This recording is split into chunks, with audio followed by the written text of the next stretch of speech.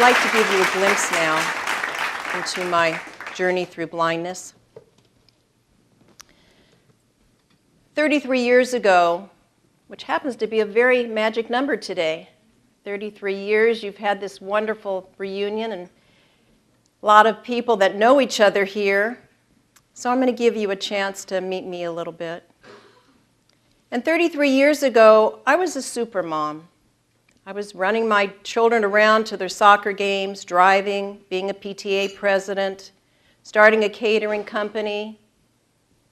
And it was just great. Everything was wonderful. And in my spare time, I liked to play tennis. I was an avid tennis player. So every once in a while, I would go to play tennis at night. And I started to miss the balls coming at me. I would drive home, and all of a sudden, my eyes started to bother me with the lights of the cars. The glare was really starting to bother my eyes. Coincidentally, on TV, there was a commercial about night blindness. And I thought, that's probably what I have. So I made an appointment with an optometrist who said, indeed, you have night blindness. But I'd really like you to be checked out by a specialist. And he sent me to the Jules Stein Institute at UCLA. I was there half the day.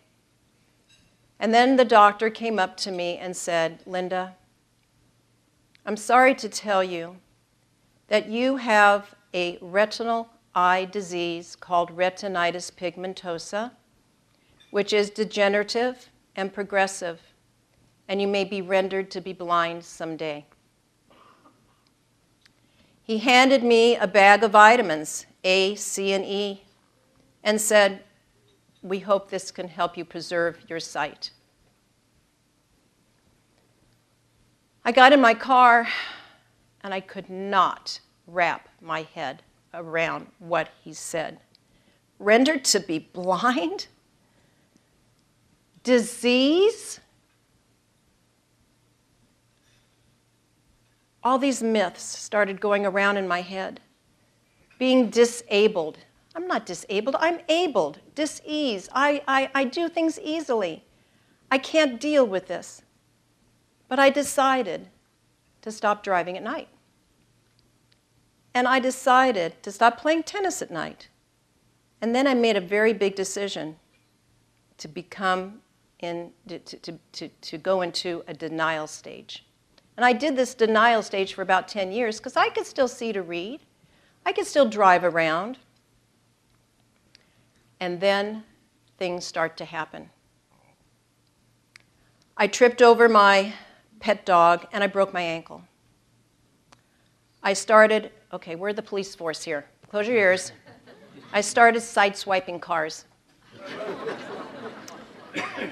And then on the way home, one day, I pulled into my development where I live, and I hear a thump over the hood of my car. My God, what did I do? Did I kill somebody? I pull my car over to the right, and I stop, and all of a sudden, I hear a knock on the window, and it's a policeman. And he says, ma'am, everything's okay. What do you mean everything's okay? What did I do? He said, you didn't do anything. We see this all the time. There is a jogger running across the street, looking at his watch, and didn't see you and tripped over your car. We checked him out. He's limping away. He's fine. You're fine. You can go home.